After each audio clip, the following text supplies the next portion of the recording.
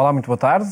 É um evento que alia música à missão. Vai decorrer na Costa da Caparica, de 12 a 14 de julho, num programa que apresentamos daqui a pouco com o Padre Luís Carlos Júnior, convidado do programa Eclésia.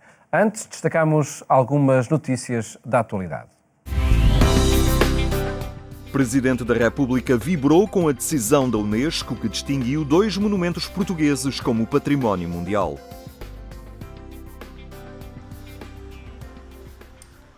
O Santuário do Bom Jesus de Braga e o Palácio Nacional de Mafra são agora Património Mundial.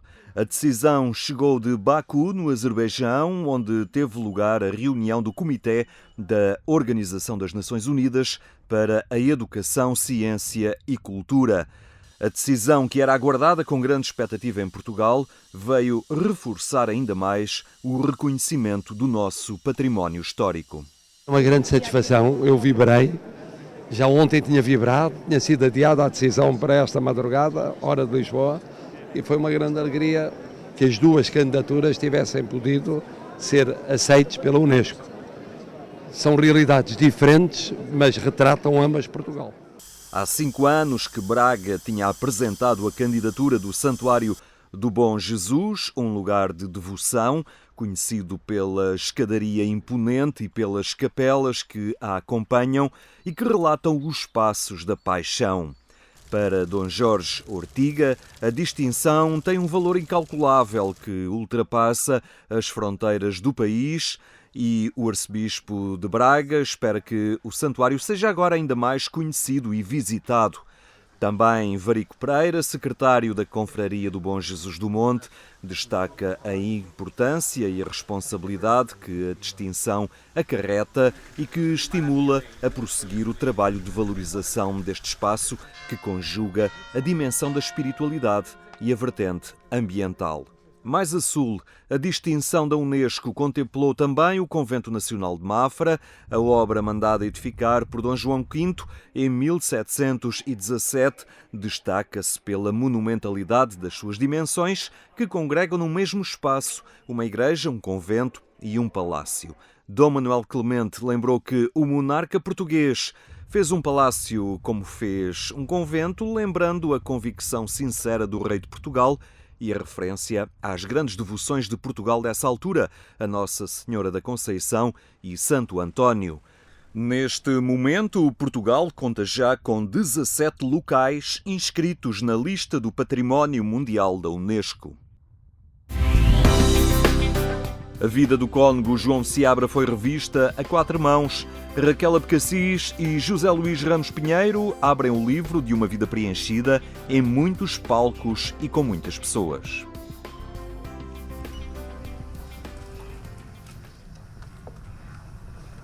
Para muitos, um confidente.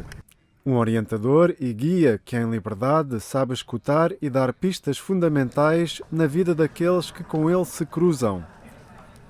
Essas facetas do padre João Seabra estão agora espelhadas no retrato escrito a 4 mãos para memória presente e seguramente futura. Há muita gente, e espero que hoje tenhamos aqui muitas dessas pessoas, muita gente mais nova, muitos miúdos do Colégio de São Tomás, mas muitos outros filhos de amigos e que cruzaram e que cruzam ainda hoje com o Padre João, mas que provavelmente não terão a possibilidade daqui a uns anos de perceber exatamente porque é que ele teve tanta influência nos seus pais, nos seus amigos, nos seus tios, enfim, em muita gente que faz a história neste momento de Portugal. Eu acho, em primeiro lugar, que o Padre João Seabra é um homem fiel a Deus e é essa fidelidade de que fala o título. À sua maneira está propositadamente, deliberadamente, um S maiúsculo, porque significa que o Padre João, sendo a personalidade singular que ele efetivamente é, com as suas convicções, com a sua forma de estar e de ser, é uma pessoa que se procurou sempre conformar com Deus e aproximar de Deus nos variedíssimos percursos da sua vida. Uma vida muito rica que o levou a muitos sítios, a muitos lugares, à vida de muitas pessoas, em muitas circunstâncias. 70 anos de uma vida que podiam ser muitas, tal é a sua intervenção na Igreja e na sociedade. Em 1978 foi ordenado sacerdote e no seu percurso ajudou a configurar muitas trajetórias. Sempre foi um educador que apostava na responsabilidade e na liberdade daqueles que tinha à frente. E isso sempre foi uma coisa que a mim me ajudou a crescer.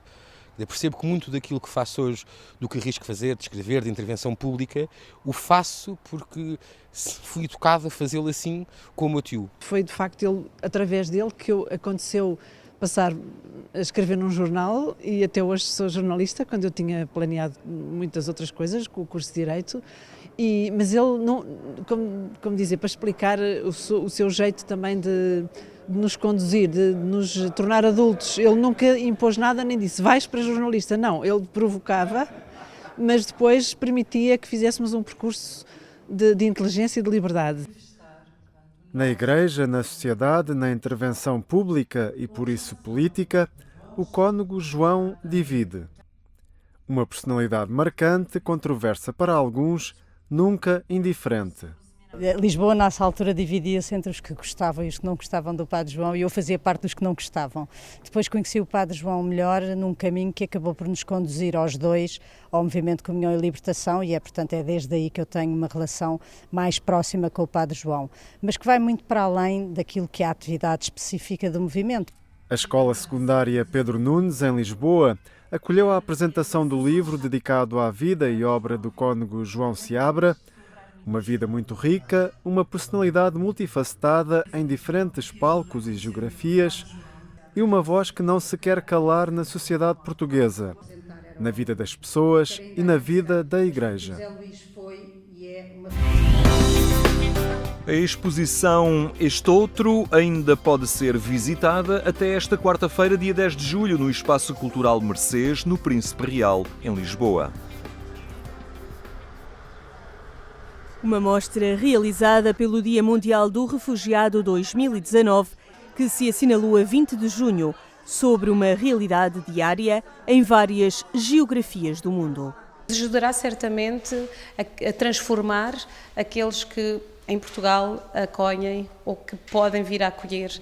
Ajudará certamente a pensar um bocadinho mais em modos de interpretar o nosso mundo e de pensar como é que nós queremos agir neste mundo que escolhemos. Qualquer coisa que seja o outro, que não nós próprios, há uma constante sensação de estranheza. Portanto, se há estranheza, há uma sensação de perigo, como se, de alguma forma, esse outro fosse roubar o nosso território, fosse roubar o que é nosso. 12 artistas responderam ao repto da organização com novas criações ou peças, que, não sendo novas, enquadram-se no tema. Que angústia comer o mar é um cordão umbilical. Também uma forca da autoria de uma artista luso-argelina que vive em Portugal desde os 3 anos de idade e sofreu a discriminação de quem é estrangeiro, neste caso, árabe. Eu recriei um cordão umbilical exatamente por essa nascença que eu tive.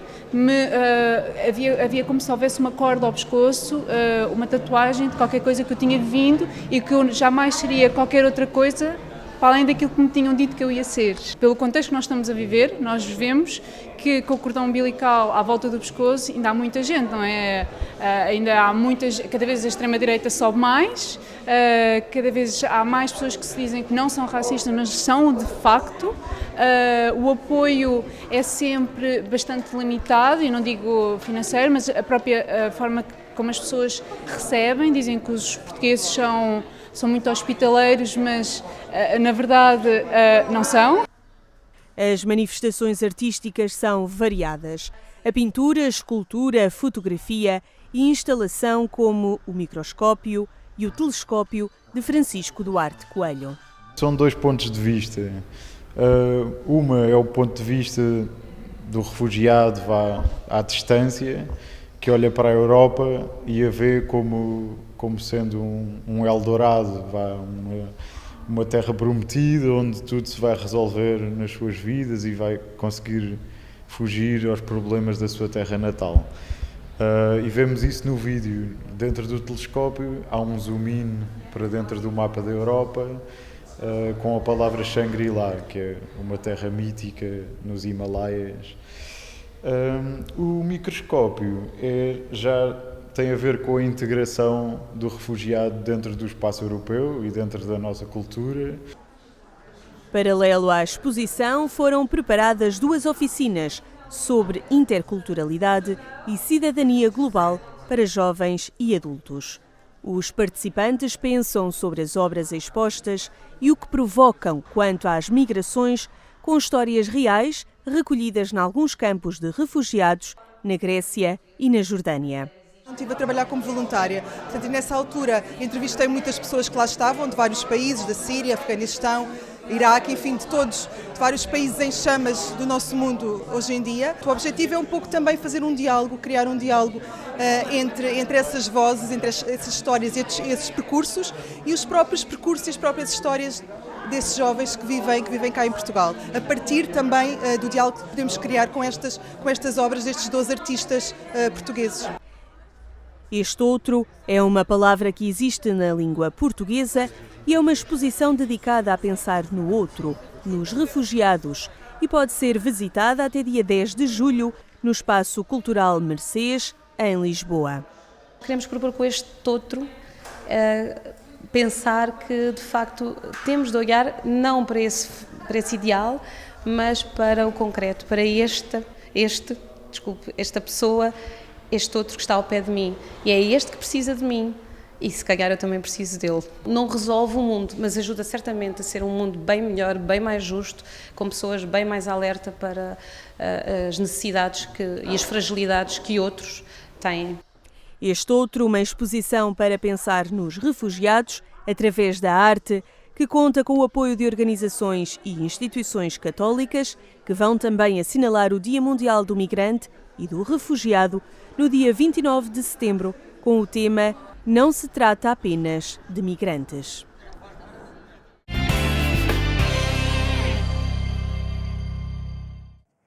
Acompanhe estas e outras notícias em agência.eclésia.pt.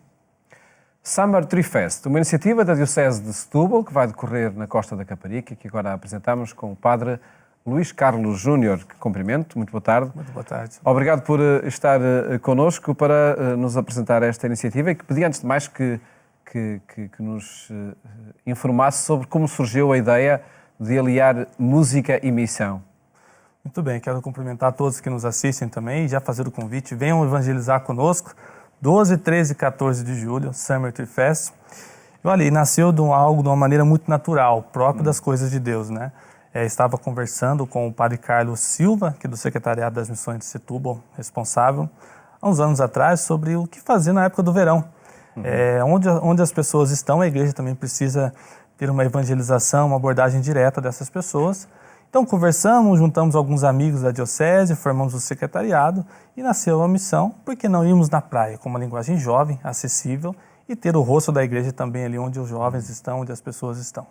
O ter a música quer dizer que é de alguma forma o ambiente dos festivais de verão que querem recriar? Justamente, e o próprio espaço em si onde acontece a missão, que é no Parque Urbano da Costa Caparica, é um espaço marcado por festivais, né? E nós queremos, assim, parafraseando um pouco, dizer que Jesus, ele é o sol da Caparica. É essa afirmação que querem passar ao longo dos 3 dias. Anunciar que Jesus é o sol que nos aquece e a alegria da nossa vida. E o que é que vai acontecer de 12 a 14 de julho? Temos um programa muito vasto que tem o desejo de atender todas as sensibilidades, desde o pequenino até o mais experiente na vida. Então, teremos jogos na parte da tarde, teremos durante toda a missão atendimento de confissão, uma capela improvisada onde teremos o Santíssimo Sacramento, teremos a tenda da saúde, onde alguns enfermeiros estarão fazendo o primeiro atendimento médico, aquela primeira abordagem biométrica das pessoas, e em simultâneo, acontecendo os jogos, a evangelização na praia chamada Tu a Tu, onde nós abordamos, levamos uma mensagem através do teatro, através da dança, da música, uma mensagem cristã, uma mensagem de evangelização. E pela experiência que possam ter, é um ambiente propício para essas abordagens, o ambiente da praia? É sempre um desafio, né? Quando nós saímos em missão, nós dizemos que o não está garantido. Nós vamos anunciar o sim de Jesus para as pessoas. É claro que é uma missão muito livre. Por ser uma missão no ambiente aberto, não é algo impositivo, não é algo obrigatório. A mensagem é lançada, a semente é lançada com parcimônia e tem as dificuldades, as pessoas estão no ambiente mais descontraído, então nós também chegamos de uma maneira mais descontraída, com o teatro, com a dança, convidando para um jogo. Quem está na praia é convidado livremente a participar ou também não participar, fica livre. Tudo isto acontece porque decorre em Portugal o ano missionário. O ano missionário, e acerca disso também nós contextualizamos a missão Summer Tree Fest no contexto da pastoral da diocese, onde o nosso bispo tem dedicado esses 2 anos, o biênio, a pastoral aos jovens, a visitas às paróquias, focado nos jovens, e que agora o biênio transformou em triênio, graças a Deus, por termos as jornadas aqui cá em nossa terra. Então, o próprio tema da missão, Partilha-te em Missão, é um desafio aos jovens a eles serem evangelizadores de outros jovens.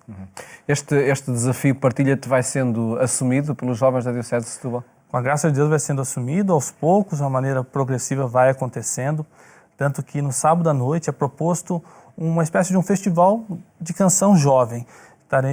Teremos conosco, salvo erro, 5 grupos de jovens, também um coro de jovens da nossa diocese, e o departamento jovem também abraçou toda a missão, ou seja, o Summer Tree Fest é uma missão intradiocesana, então com diversos movimentos, cáritas, associações, grupos de jovens, paróquias, que estamos a levar a cabo essa missão com muita força.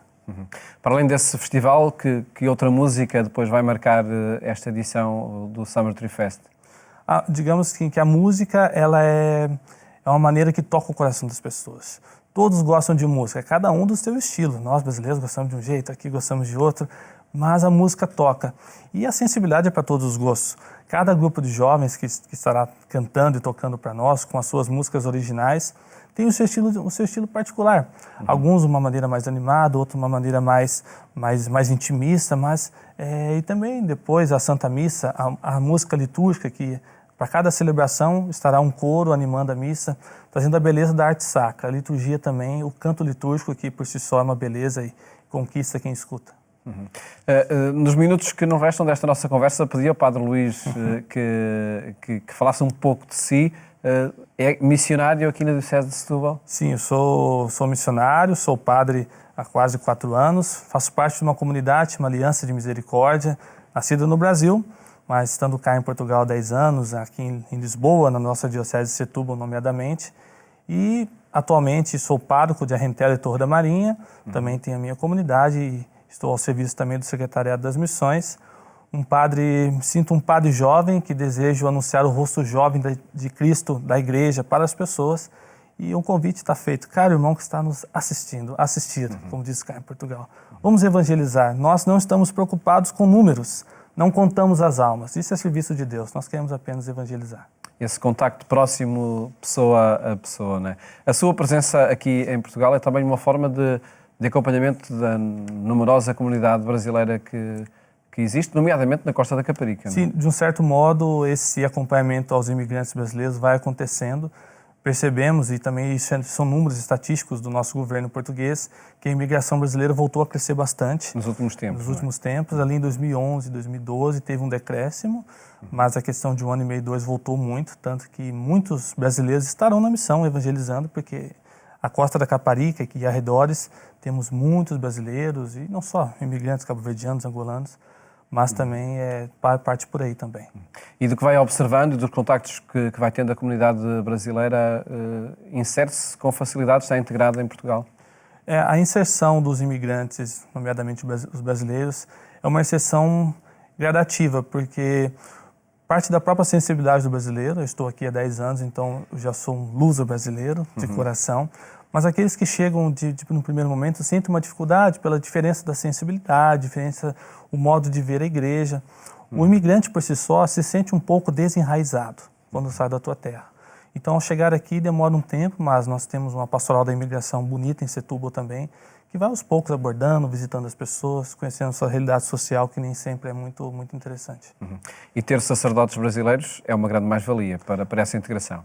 Pois, porque trago no coração a sensibilidade do meu povo também, e do nosso povo português e do nosso povo brasileiro. Regressemos ao Summer Tree Fest para voltar a repetir esse convite. Temos que fazer um outro programa sobre esse tema. Também, sem dúvida, que é um tema mais vasto, até pela numerosa comunidade, comunidade brasileira. E ainda sobre essa comunidade e o aumento, olha para o aumento dos imigrantes brasileiros com que expectativa? Sobretudo por aquilo que acontece no Brasil. Essa pergunta é muito preocupante. É interessante porque o Brasil passa por uma reestruturação política muito grande, cultural, e que vai demorar um tempo por diversas questões que marcaram o nosso Brasil ao longo dos últimos anos Isso, de fato, causa, por uma parte do Brasil, uma expectativa positiva e, por outra, uma expectativa não tão positiva. E a maioria essa não tão positiva? Eu acredito que o Brasil vive hoje uma perspectiva positiva de evolução e de crescimento, mas é necessário muita paciência, né? Um novo governo não se implanta e não se consegue fazer os seus projetos em um ano, demora tempo. Eu acredito que daqui a 5, 6 anos o Brasil será um local muito interessante para se viver, e esses brasileiros que estão vindo para Portugal, que é a primeira porta de entrada pela nossa fraternidade, né, dos países, eles vêm em busca de uma vida melhor. É esse o grande desejo do coração do imigrante. Não encontram no Brasil, não é? Que não encontram no Brasil nesse momento, mas que eu tenho uma convicção firme pelas pessoas que estão a cuidar do país, que em breve tempo teremos um Brasil como tem que ser. Como dizia, é de facto um tema que dá um outro programa, temos de deixar para essa outra ocasião, porque vamos aproveitar o tempo que nos resta para renovar esse convite ao Summer Tree Fest, 12, 13 e 14 de julho, não é? 12, 13 e 14 de julho, na sexta e no sábado, a partir das 3 da tarde até as 10 da noite, e no domingo, das 10 da manhã até as 5 da tarde, encerramos com a missa pelas 15h30. Dom José, nosso bispo, missionário também, ele sempre impulsionou a missão e façam a missão, eu estou convosco. O convite é esse, vamos mostrar o rosto jovem da igreja, queremos nos divertir, queremos ser alegres. A missão parte, antes de tudo, para nós que fazemos, com a nossa alegria, com o nosso jeito de ser brasileiro, português, filho de Deus. O convite está feito. Quer viver alguns dias diferentes? 12, 13, 14, na Costa da Caparica, lá estaremos. Fica esse convite aqui do Padre Luís Carlos Júnior e agradeço o facto de ter vindo aqui ao programa Eclésia para apresentar esta iniciativa que alia música e missão na Diocese de Setúbal. Mais logo, acompanhe a nossa edição rádio na Antena 1, quando forem 22h45. Votos de uma ótima tarde. Até amanhã, se os quiser.